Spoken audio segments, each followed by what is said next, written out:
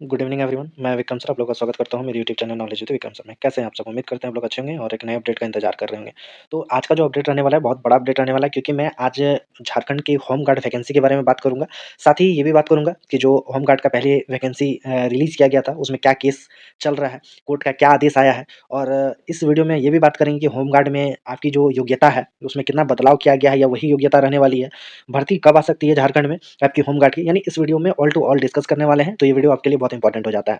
तो अगर आप न्यू व्यूअर्स हैं तो सबसे पहले मेरे चैनल को सब्सक्राइब कर लें और बेल बटन को दबा दें, ताकि आपको सबसे पहले ऐसे ही अपडेट मिलते रहे। साथ ही इस वीडियो के डिस्क्रिप्शन में मेरा टेलीग्राम चैनल का लिंक होगा, आप उस चैनल को ज्वाइन कर लिए ताकि सबसे पहले आपको फास्ट अपडेट मिल सके। तो चलिए इस वीडियो को बिना टाइम गवाए स्टार्ट करते हैं और पूरा मामला आपको बताते हैं।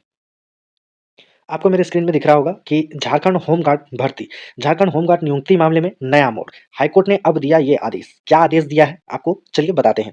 आपको पता होगा कि कुछ दिन पहले होम गार्ड के रिगार्डिंग गजट प्रकाशित किया गया था और उस गजट में सारा चीज़ बताया गया था कि आपका जो होम गार्ड का वैकेंसी रहने वाला है, तो उसके लिए क्या मापदंड रहेगी, कैसे आप लोगों को तैयारी करना है, क्या किन पात्रताओं को रखा जाएगा, ठीक है। लेकिन उससे पहले एक नया मोड़ आ चुका है इस वैकेंसी में, क्योंकि हाईकोर्ट का एक नया आदेश जारी किया गया है।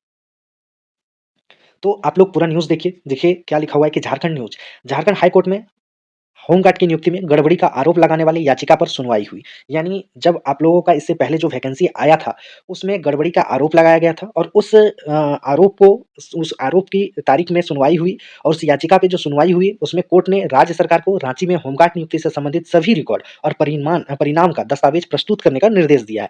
यानी जो होमगार्ड की वैकेंसी हुई थी रांची में, तो उसमें जितनी भी नियुक्तियाँ हुई थी, तो उससे रिगार्डिंग जितनी भी फॉर्म भरे गए थे, जो रिजल्ट प्रकाशित किया गया था, सभी को प्रस्तुत करने के लिए कहा गया है। मामले में अगली सुनवाई 9 जनवरी को होगी, यानी 9 जनवरी को, जो कि हो चुकी है, ठीक है? और आरोप लगाया गया था कि मनचाहे लोगों की नियुक्ति कर ली गई है, ठीक है? तो जो मनचाहे लोगों को इसमें आरोप लगाया गया था कि जो बहुत सारे ऐसे छात्र हैं जिनका घूस देके, करप्शन करके नियुक्ति इस मामले में किया गया था, ठीक है?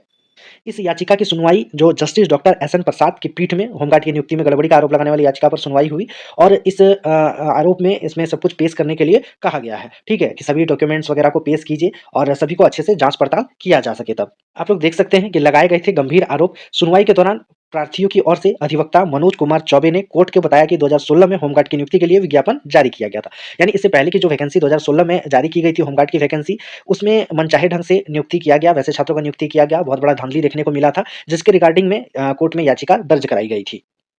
जिसमें साफ-साफ बोला गया था कि रांची में हुई नियुक्ति में नियमों की अनदेखी की गई, कट ऑफ मार्क्स से ज़्यादा अंक पाने वाले अभ्यर्थियों की नियुक्ति नहीं हुई थी। यानी जो उस टाइम का कट ऑफ रिलीज़ किया गया था, उसके अनुसार जो है नियुक्ति नहीं की गई थी।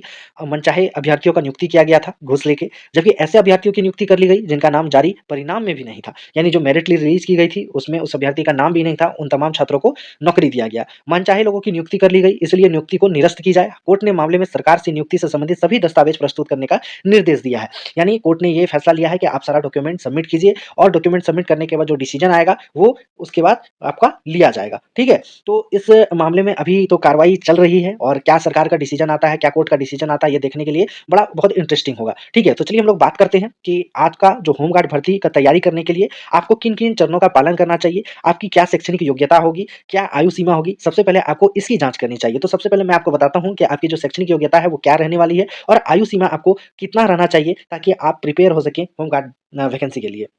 आपको मैं बता दूँ कि होमगार्ड भर्ती के लिए जो शैक्षिक योग्यता और आयु सीमा की जो आपको रहनी चाहिए, जो सबसे पहले भरने से पहले जाँच जो करनी चाहिए, आपको पता होनी चाहिए कि आपकी क्या आयु हो सकती है और कितनी शैक्षणिक योग्यता होमगार्ड के लिए भरी जाती है। तो आमतौर पर मैं बता दूँ कि होमगार्ड भर्ती के लिए अगर आप 8वीं पास हैं, 10वीं पास हैं, तो आप इस फॉर्म को भर सकते हैं और आयु सीमा जो है 18 से 35 वर्ष रखी जाती है। साथ ही कुछ ऐज का रिलैक्सेशन भी दिया जाता है एसटी, एससी कैटेगरी में, ठीक है? साथ ही आपको पीटी का भी तैयारी करना चाहिए अगर आप होमगार्ड का वैकेंसी भरना चाहते हैं। यानी होमगार्ड भर्ती में शारीरिक दक्षता परीक्षण, जिसको पीटी बोलते हैं, फिजिकल एफिशिएंसी टेस्ट, एक महत्वपूर्ण चरण होता है और पीटी की तैयारी करने के लिए निम्नलिखित व्यायाम करना चाहिए। कौन-कौन से व्यायाम करना चाहिए? जैसे कि आपको रनिंग करना चाहिए, जैसे कि आपको कूद करना चाहिए, यानी लॉन्ग जंप, हाई जंप, ठीक है? पुशअप करना चाहिए, सिटअप करना चाहिए। ये सभी चीज़ आपको करना चाहिए, क्योंकि होमगार्ड की वैकेंसी में सबसे ज़्यादा मैटर करता है आपका फिजिकल, ठीक है? और साथ में लिखित परीक्षा की भी तैयारी करना चाहिए, क्योंकि इस बार आप लोगों का 100 नंबर का लिखित परीक्षा होने जा रहा है और 100 मार्क्स में आपका ये भी कैटेगराइज़ किया जाएगा कि कितने में पास आउट होंगे आप, ठीक है? तो आपको इस बार लिखित परीक्षा की भी तैयारी करनी होगी, साथ में फिजिकल का भी तैयारी करना होगा। अब बात आती है कि लिखित परीक्षा में आपको क्या-क्या तैयारी करना चाहिए। तो लिखित परीक्षा में जो होमगार्ड भर्ती होती है, उसमें लिखित परीक्षा में आपको सामान्य ज्ञान से क्वेश्चन आता है, तर्क शक्ति यानी रीजनिंग से आता है, जीके क्वेश्चन आते हैं और भाषा कौशल यानी आप जो लैंग्वेज लीजिएगा, जिस एरिया से होंगे, तो जैसे आप हिंदी चूज़ करेंगे तो आपको हिंदी के का आपका मूल्यांकन किया जाएगा, हिंदी का एग्ज़ाम लिया जाएगा। तो लिखित परीक्षा के में आप लोगों को बस सामान्य ज्ञान, तर्क शक्ति और भाषा कौशल का तैयारी करना ज़रूरी है, ठीक है? और अगर आप अपने तैयारी को बेहतर तरीके से और करना चाहते हैं, तो आपको क्या करना चाहिए? पिछले वर्ष के क्वेश्चन को भी अध्ययन करना चाहिए, यानी प्रीवियस ईयर का क्वेश्चन को डील करना चाहिए। आप सामान्य ज्ञान, तर्क शक्ति, भाषा कौशल और गणित के पढ़ने के साथ-साथ आप पिछले वर्ष के प्रश्नों का अध्ययन करें, ठीक है? उसके बारे में जानकारी प्राप्त करें, उस क्वेश्चन को डील करें, मॉक टेस्ट ज़्यादा से ज़्यादा लगाएँ, ताकि क्या हो कि आपका प्रिपरेशन अच्छा हो सके और आप मार्क्स ज़्यादा लेके आएँ। क्योंकि इस बार की भर्ती में आपका 100 नंबर का मार्क्स रखा जाएगा लिखित परीक्षा में और उसी के आधार पर मेरिट तैयार होगी, उसी के आधार पर आपका फिजिकल का दौर रखा जाएगा।